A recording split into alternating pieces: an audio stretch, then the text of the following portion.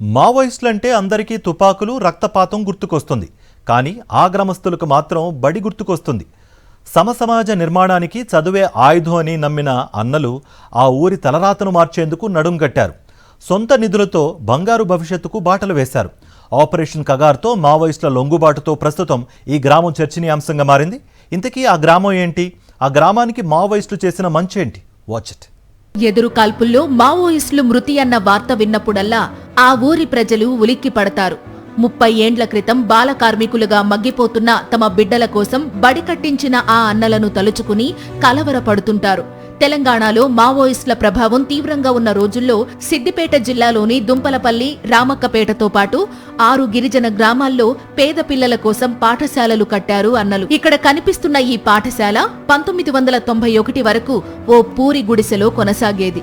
దుంపలపల్లి గ్రామానికి వచ్చిన peoples war Naganna దళానికి పాఠశాల లేక పిల్లలు చదువులకు దూరమవుతున్నారని గ్రామస్తులు విన్నవించుకున్నారు. గ్రామంలో వెంటనే బడిని నిర్మించాలని నాటి నక్సల్స్ నేతలు నాగన్న నగేష్, రామన్న జనార్దన్లు నిర్ణయించారు.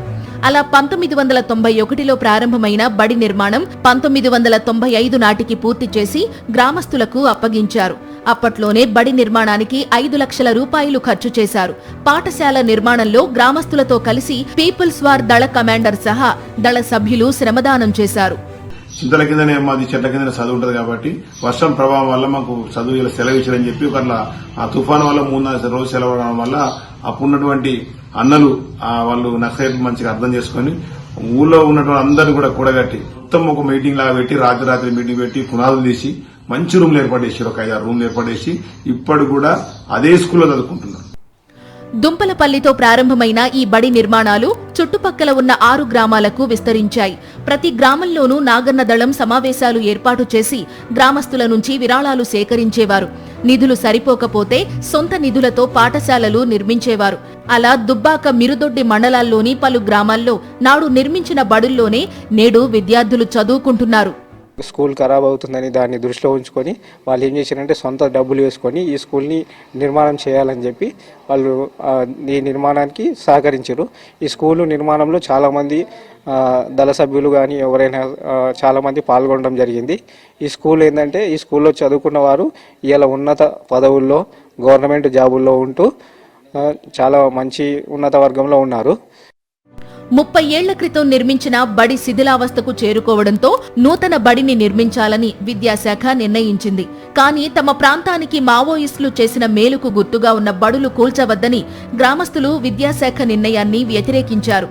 దీంతో ఈ పాఠశాలను కూల్చకుండా మరొక స్థానంలో బడిని నిర్మించారు అధికారులు. ఇది ఒక మావోయిస్టు ఉద్యమానికి సంబంధించిన ఒక చరిత్రగా మా ప్రాంతంలో మిగిలిపోయింది. మావోయిస్టు నేతలందరూ కూడా ఇక్కడ ప్రజలందరినీ సమీకరించి వాళ్ళకు విద్యను అందించడం కోసం 30 సంవత్సరాల క్రితం ఏర్పాటు చేసిన ఈ బడిని కూల్చొద్దని చెప్పి కూడా గ్రామస్తులందరూ తీర్మానం చేసుకొని ఈ బడిని ఇలాగే కొనసాగిస్తూ ఉన్నారు. అయితే దీని పక్కకు ఏదైతే హై స్కూల్కి సంబంధించి ఇంకొక నూతన భవనం నిర్మించినప్పటికీ కూడా ప్రస్తుతం ఈ భవనంలో మాత్రం ప్రాథమిక పాఠశాలను కొనసాగిస్తూ ఉన్నారు. ప్రధానంగా జిల్లాకు సంబంధించి రాష్ట్ర వ్యాప్తంగా పెద్ద ఎత్తున మావోయిస్టు నేతలందరూ లొంగిపోతున్నప్పటికీ ఈ సిద్దిపేట అట్లాగే దుబ్బాక ప్రాంతంలో ఇంకా కొంతమంది మావోయిస్ట్ నేతలు ఇప్పటికి కూడా అటు పోలీసుల ముందర లొంగిపోవడం కానీ ఇటు ఎన్కౌంటర్ల లిస్టులో లేకపోవడంతో ఇప్పుడు కొత్తగా దుబ్బాక ప్రాంతంలో ఏర్పాటు చేసిన ఈ బడికి సంబంధించి కొంత చర్చ జరుగుతున్న పరిస్థితి కనబడుతుంది. వీడియో జర్నలిస్ట్ నవీన్తో విష్ణు, సాక్షి టీవీ, దుబ్బాక నుండి.